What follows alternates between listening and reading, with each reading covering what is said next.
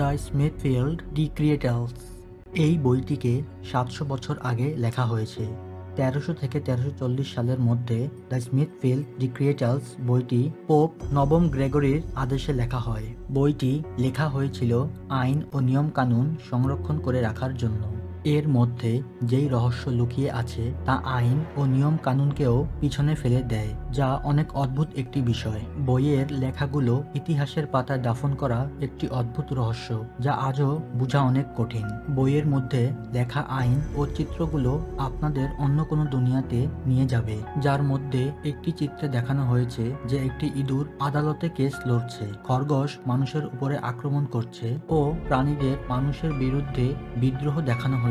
বইয়ে লেখা আইন ও চিত্রগুলোর সাথে বাস্তবতার কোনো মিল নেই। এগুলো দেখানোর পিছনে কি উদ্দেশ্য ছিল আর কেনই বা এই বই লেখা হয়েছে? মনে করা হয় চিত্রকররা তাদের কল্পনাকে এই বইতে তুলে ধরেছে। আবার অনেকে মনে করে এই চিত্রগুলোর মধ্যে কোনো গুপ্ত বার্তা লুকিয়ে আছে। কিন্তু এর মানে যাই হোক, 1400 শতাব্দীতে লেখা এই বইটি একটি রহস্যই রয়ে গেছে।